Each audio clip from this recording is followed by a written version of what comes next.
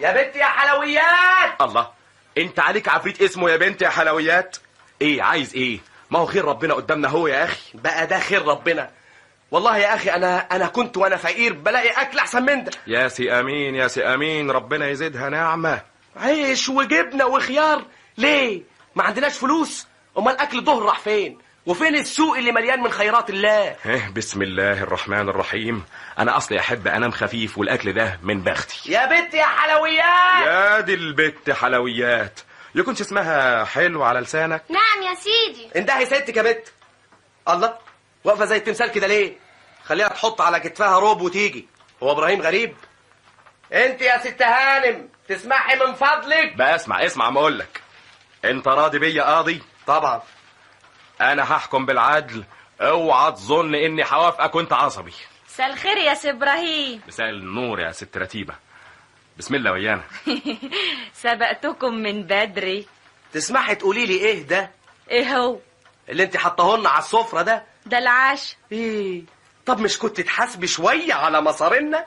ده اكل كتير قوي، ثم ده سمين كمان قوي. ليه ده كله؟ هو احنا يعني قايمين من الكهف بقالنا 300 سنه و9 جعانين؟ بالهنا والعافيه. شايف؟ ايه في ايه؟ بتتكلم بسلامه نيه. سلامة نية؟ اسمعي، انا ما قلتلكيش 100 مرة انك لازم تستحضري دايما على عشاء زي الناس؟ امال ده ايه؟ انت بتوفري ليا يا ست. ايه ما تنطقي؟ الله، اعمل لك ايه؟ هو ان ما كانش طيور والحوم ما ينفعش الاكل؟ مش نعمة من عند ربنا وخلاص. اما دي حكاية يا اخواتي، دي حكاية. هو انت يا ست اللي بتصرفي عليا؟ يا سي ابراهيم، ده ما حدش عارف له حال من يوم ربنا ما فتحها علينا. اعمل له العشاء يجي متعشي، ما اعملوش اديك شايف عمايله اهو. وايه اللي بيحصل يعني لما بيبات الاكل؟ فراجيدير وعندك خدامين وقرايب فقراء وجيران غلابه، ما بقولكيش اديتيهم ليه؟ هي المسألة على كده وبس. ايه امال على ايه تاني؟ مفيش حاجة اسمها صحة. اجيب صحة منين للوقوف في المطبخ ليل ونهار؟ مفيش عينين الناس لما يشوفونا كل ساعة ده اشي لحمة وده اشي فراخ. اهي التلاجة مليانة جبنة اشكال وانواع، وفيها برضو صينية مكرونة بالفرن. جالك كلام يا ابو خليل؟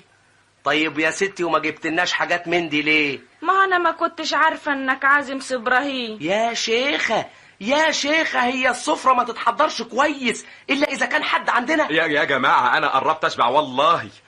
اديني اسمك ايه انت يا حلاوه؟ شويه ميه. هاتي يا بنتي يا حلاوة كوباية مية. ايه ولازمتها ايه مية على السفرة؟